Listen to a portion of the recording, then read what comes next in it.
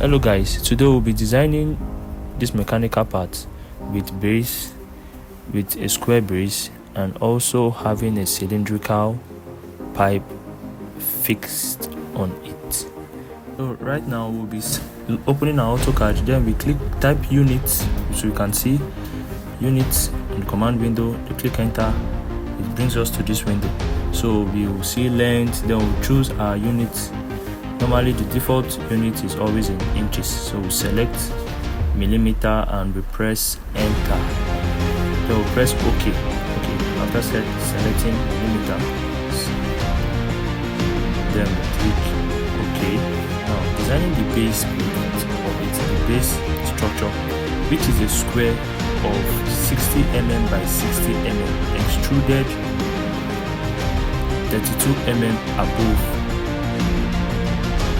So we come to our toolbar, then we locate rectangle.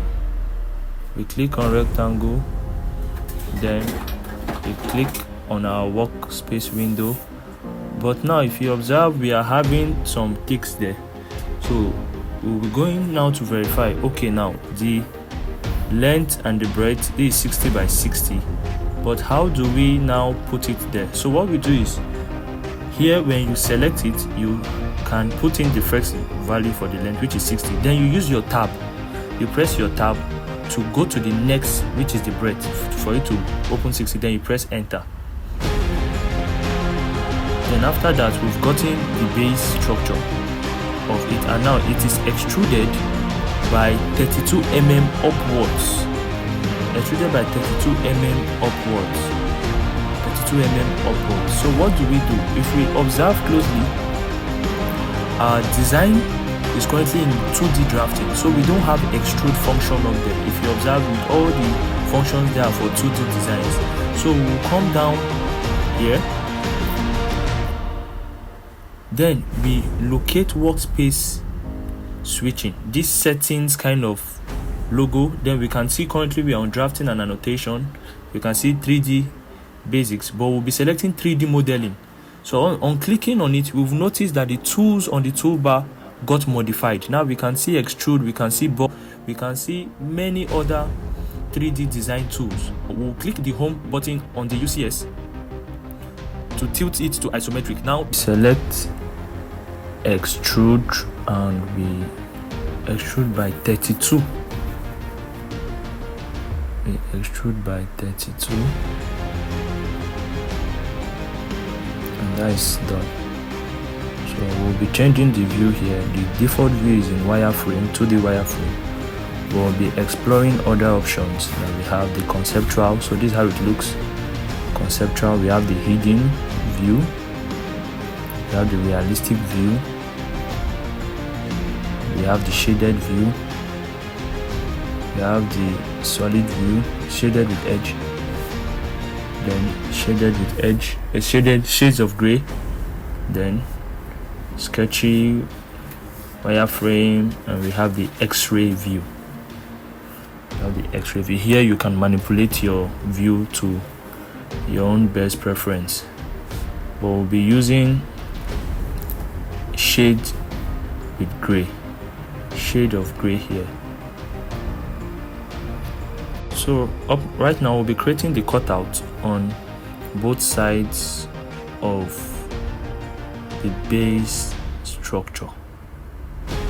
Creating the cutout on both sides of the base structure, and we can see here that we have 15 as the width, and we have 35 on the other end. Then we can see its cutout is 20 mm into the design. At that edge, 20 mm into the design. So we'll be designing that first. Making that design first.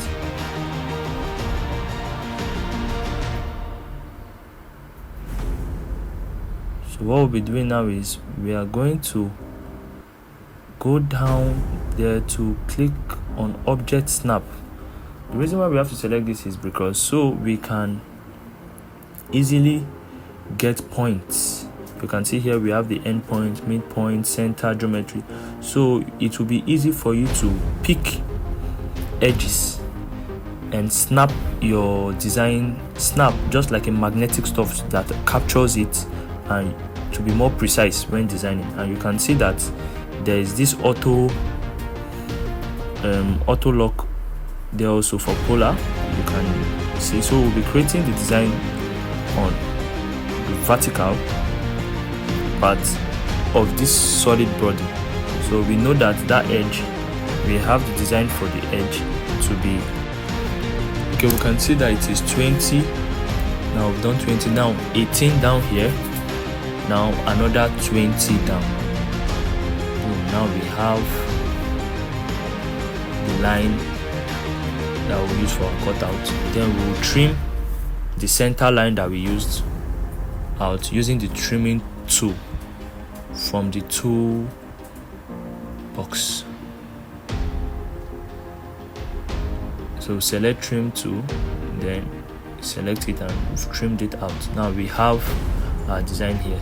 Now we'll be using the press pull command. Press pull automatically, it will cut out the design. That place you want to you intend to cut out, and using press pull, if it is on a design, when you use press pull, it automatically cuts out the design. But now if you observe closely,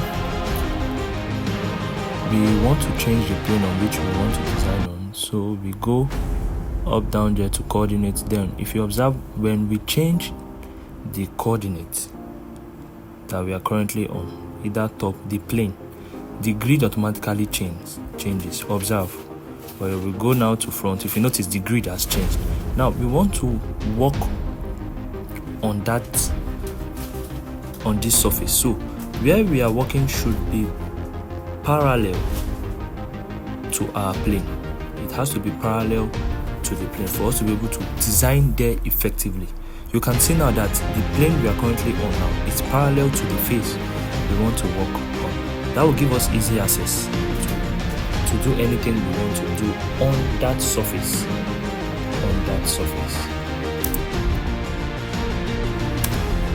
Okay, now we'll be designing the other cutout, but first you would have to make sure that on the status bar you look for snap and make sure that your end and midpoint snap is turned on. You select line. Then after selecting line, we can see that it snaps to the midpoint of the design. So it snaps the midpoint of the design, and from our design we know that line is 35, but we want to divide it by 2. So that will give us that will be 35 divided by 2. So we have half of the line at one end, then we take it up by 10 mm. Now we'll see up by 10 mm. Now we go again 90 degree. Make sure your 90 degree snap and endpoint snap, midpoint snap is turned on. Then we complete this rectangle. On completing this rectangle, we can see now that we have our first cutout and we have the cutout for the other side. Now we use the press pull command again. We select the area we want to cut out, then we drag it out. We drag it to and we can see now that our cutout has been successfully created. Now we have our base structure fully formed. Now we use the trim command to trim out excess design and also delete these lines that excess lines, and also delete lines that are not needed for the design. Now we have it in perfect shape. We'll be designing the cylindrical structure on the base plate, and first we have converted the plane now to top plane so we can design the cylinder on top. And we can see here from the design that the external diameter is 35 mm, the internal diameter is 20, and it's extruded from the base, which is 96 minus 32. That is going to give us 64. for the extrusion height. 64 for the extrusion height. For the extruded height, it's going to be 64. So please take note. 35 external, it is maximum diameter. Then 20 mm, which is the internal diameter, which is the hole, the cutout, the hole. So now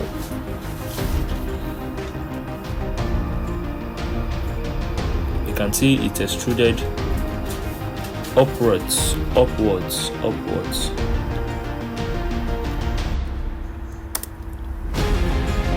Okay, next we go to the toolbar, we select the line tool, then we select the midpoint of that design, the top design, then we click, then we drag it down to the other midpoints to get the center point of this geometry, because we were trying to get the center point via using this number. It's not giving us the exact point, but with this we can get the center point of the line, which will be the exact point, knowing too well that it's a square base. Now we can select our circle, then on selecting we choose diameter D, enter, then we specify the center point, click on it,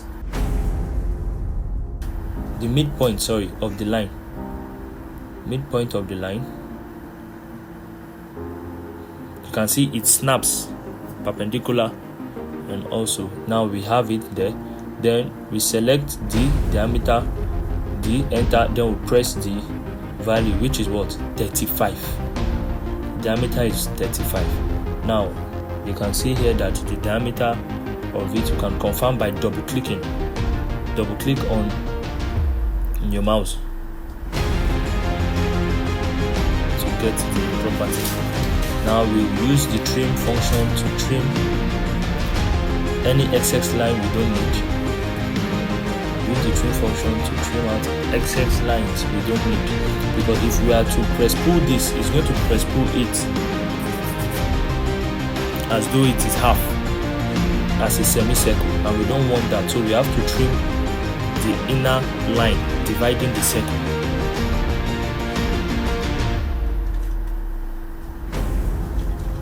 Using the trim command.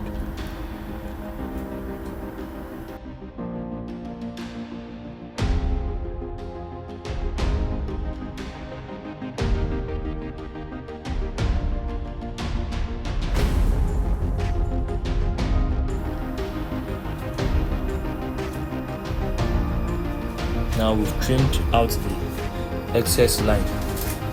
Now we'll use our extrude command. We click on extrude, we select the circle we want to extrude, which is the circle we just formed now. Click on it, press enter, then we select the height. Remember I said we are to subtract, which is 32 minus 96, we have 64, then we hit enter. Now we can see we have it down there. Gradually we are coming to the end of the design, so we have one last design to make on this to complete it, which is the hole, to make that cylinder hollow. Now what we do is we'll select circle, knowing too well that we are still on the top plane. We select circle. Now we can see here that the inner circle is 20 mm in diameter, 20 mm in diameter. So, and it's extruded down, creating a hole, making the cylinder hollow. Now we come to the tool box, we select circle, and if you look closely, it has already been selected. If you click that drop down, you will see circle radius, circle diameter. So the diameter has already been stated, which is circle diameter. So that is why when we click on it, we just input the diameter to be 20, then we hit enter. Yes, now we have our circle on the cylinder. Now use our Presspull command to create a cutout.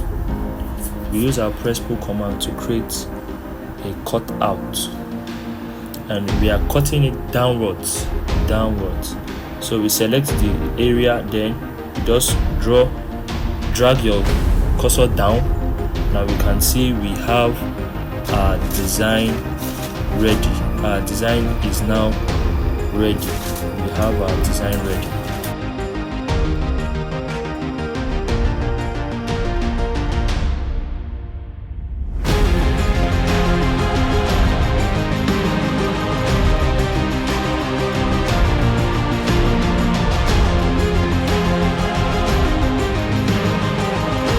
Changing the view.